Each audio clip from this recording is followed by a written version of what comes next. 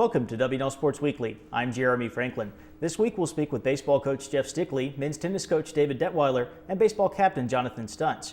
But first, a quick look back at the weekend in Washington in the athletics. The baseball team swatted 9 home runs in a doubleheader sweep of Guilford down in Greensboro, topping the Quakers 7-2 and 13-7.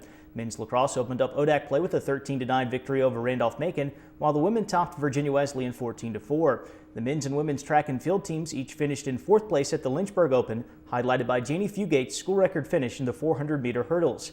And both tennis teams picked up 3 ODAC wins over the weekend, knocking off Randolph-Macon, Virginia Wesleyan, and Emory and Henry, while the men dropped a non-conference match at Mary Washington. With me now is baseball coach Jeff Stickley. Jeff, welcome back to the show. Thank you.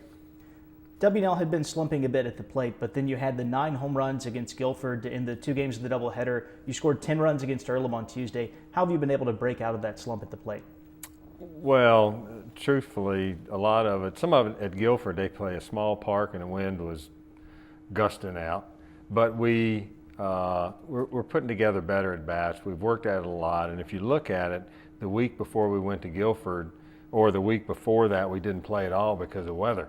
And in baseball, you have to just keep playing and seeing pitches and stuff like that. And once we started getting back into playing every other day or every third day or whatever it is, that certainly helped us a bunch. But they just kept working and kept, hacking at it. And I think that kind of carried over into yesterday. If you see a pitch and we're a little more aggressive, doing better jobs at bat, things like that. But basically, it was playing more and just working at it. You've gotten some good performances from your weekend starters and your bullpen. Andrew Schott tossed 7 strong innings on Tuesday. Where is the WNL pitching staff as you approach the midway point of the ODAC schedule? Well, we feel pretty good about it. I think, like you said, our weekend guys have given us innings. You got to get innings out of your starters. And then once you get to the mid-game, the 6th, 7th, 8th inning, then you have to have guys that can close it out, and we've certainly done that. I think usually in Division III baseball, you have 6, 7 guys who remain throwers, eat up innings. And, once you get those guys, you just have to try to find out if they're a starter or a closer or a mid guy or whatever. And we're certainly, getting in there, not walking a lot of people, knock on wood, and keeping the ball in play. And I think we've certainly improved. And also, a lot of the guys are seniors. And that really makes a difference of knowing how to handle adversity in the middle of a game or an inning and not letting it get out of hand. I think that's really a key point for us. Talking about those seniors, you've got 10 of them. What has that class meant to your program over the last 4 years? Well, it's a big class. I was looking back. I think it's been 10, 12 years ago we've had a class this big. And the key to the class is they're all good, solid players. And if you look at it, they all can't play at the same time. So the guys who aren't playing, how they handle not playing is as important to the team as guys who are playing. And they've done a great job. They understand what it takes to play and to win, and they're good guys to work with. I think that's really the most important thing. You're going to win games, lose games, whatever, but they know how to approach it. They know how to handle it. And, it's been their program for, 4 years, and it's really their program this year, and they're doing a great job with it. Starting with Bridgewater today, you've got 8 ODAC contests in a 14-day span. You come back out after winter term exams with your final 6 ODAC games in 1 week. How do you stay competitive during stretches like that? Well, it's not unusual. As everybody knows, we have the exam break, and we always come back with a bunch of games, and usually with rain or whatever, we have to pack them in there. And it's nothing, like you said, the senior class has been through it for 4 years, so it's really a matter of just playing and not looking too far ahead or not getting down or too high up or whatever. You just play. And I think that's really the key to the whole thing. If you remember the year we won it, we played 8 games in 7 days all on the road. And we won a bunch of those games to get in the tournament. So, it's just WNL baseball with a week, an all-star break in between there, the 2 weeks. Jeff, thanks for joining us. Best of luck the rest of the year. Thank you. With me now is men's tennis coach David Detwiler.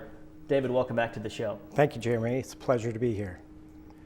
W always plays a tough out-of-conference schedule. It seems like that's gotten even stronger this year. What will those matches against good opponents do for your team in the long run? We always like to schedule tougher opponents to help us prepare for not only the ODAC but also the NCAA tournament. This year, playing Elon early on, Emory, we'll have Kenyon in there, Carnegie Mellon, all to help us prepare for hopefully the NCAA tournament. We talked last week with your captain, Hayden White, about the huge and talented first-year class that you have. What can those 9 players accomplish during their careers? Those 9 players have added a lot to the team, not a lot of enthusiasm, a lot of hard work. Right now, we have anywhere from 2 to 4 of those freshmen playing in our top 6. You know, with a few years of practice, who knows, hopefully all of those guys may be in the top 6 by the time they're seniors. Last year you had a senior-laden team, so I'm sure the dynamic is very different this year with such a young roster. With that in mind, how important is the leadership of your upperclassmen? Well, Hayden White, he's a very fierce competitor, and for the freshmen to watch him play and see how he figures out how to beat his opponents, I think is very important for the team, and his energy and his work ethic during practice and in the matches hopefully is rubbing off. He's been a very good leader so far, and you know, I think it's great that they're able to play under him. The optimal way back into the NCAA tournament is through the ODAC championship. What will the Generals need to do to win another conference title? Well, the ODAC is getting stronger and stronger. The coaches, a lot of new coaches in the ODAC, and right now Emory and Henry is an excellent team, Bridgewater, Virginia Wesleyan, a lot of great teams in there. We'll obviously have to go to the tournament and win the tournament, and it's not going to be an easy road, but I foresee us having to go through you know, one of those 3 schools or one of those schools to win the championship. So any one of those 3 could be in the championship match. So, David, thanks for joining us. Best of luck the rest of the year. Thank you. I'm joined now by Jonathan Stutts, senior baseball captain from Charlotte. Jonathan, welcome to the show. Thanks for having me. Going forward, what can Saturday's great performance at the plate against Guilford do for the Generals offense? I think the biggest thing it can do is give us some confidence. I mean, I think the way that we played on Saturday was how we're capable of playing, and I think that for the team it was a big sigh of relief to finally see everything come together. You know, our bats really went off, so we need to keep that moving forward, but we also need to keep in mind that the conditions were favorable that day. So as long as guys put good swings on the ball, I think the biggest thing is it gives us some confidence, hopefully not overconfidence, and we can really use that moving forward. You have perhaps the greatest range that WNL has seen on the infield in quite a long while. How do you approach the shortstop position? First of all, thanks. Yeah, I don't know. It's something I really take. I guess the quickest way to answer it would be I approach it with a lot of pride. It's an honor I've been lucky enough to have for 4 years here at WNL to represent the school. But I just try and treat it as, you know, just like any other position. I try and stay relaxed and poised out there and trust my ability. But I also I see it as a leadership role. And I try and do the best job I can out there to, you know, keep guys in the game and kind of be a field general, no pun intended. And I like to think I do a good job of that. So it's been a treat for me. I really just try and treat it with a lot of pride, and I try and have fun out there, especially, you know, being my senior season. It's nice to be between second and third base. There are a few places I feel more confident and comfortable. You're part of a 10-man senior class that's had a big impact on the WNL program. What kind of goals do you and your teammates have during your senior season? I think the biggest goal we have is to prove that we're the best team in the conference. We're a tight-knit group of guys, and we've definitely come together. We've gotten a lot closer over this time.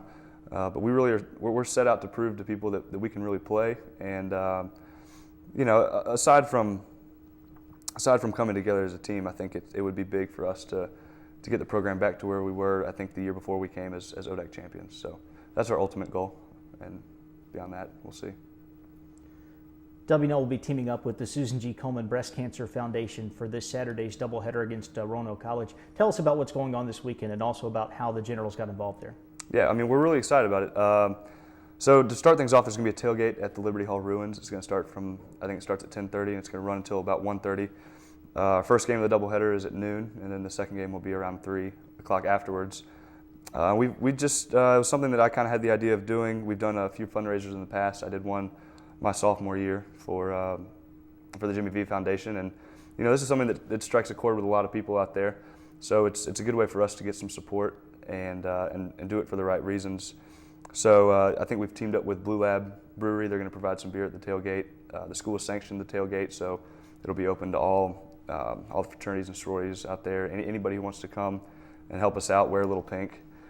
We've also got free barbecue for everybody out there, and then in the games themselves, the team's going to be wearing a little bit of pink. We're going to be, out there trying to win the ball game, but also trying to promote a good cause. So I know a lot of the guys on the team are excited about it, and there's a good buzz going around campus. So we're really hoping people will come out and support us in the cause.